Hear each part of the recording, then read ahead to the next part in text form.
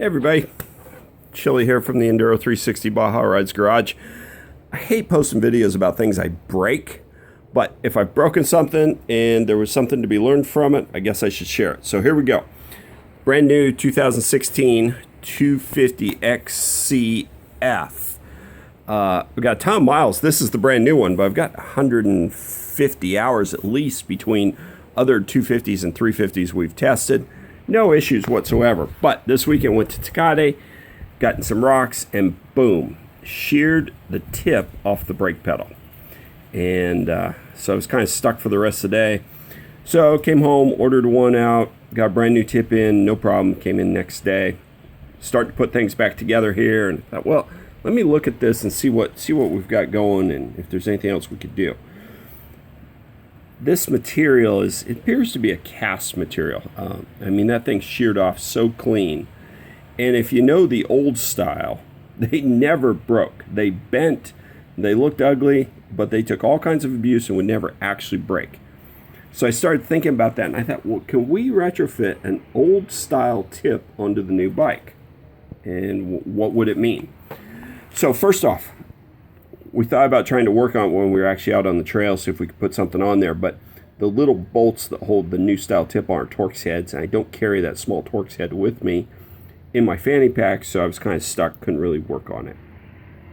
So I've got here's an old brake pedal. In fact, it's funny, I actually looked to see if it would fit in here because they're really, really close, but the bend in this direction is quite a bit different. It sticks out from the case much farther.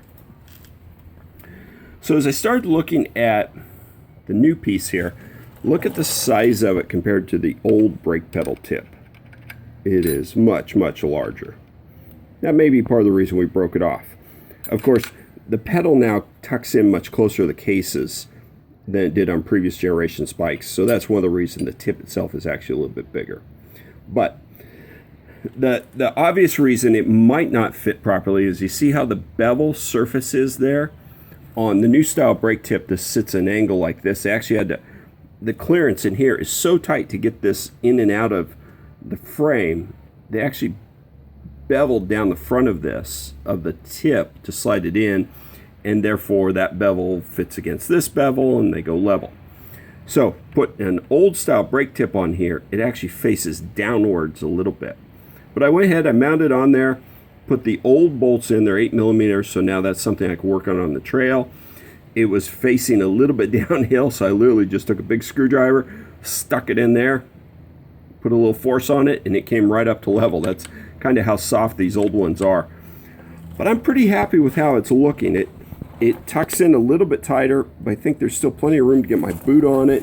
And so that's what I'm going to do. I'm going to try run the old style brake tip, which I know is bulletproof. That thing will never break, and see if that'll hold up a little bit better for me. I know it's not hanging out quite as much now either. So there we go.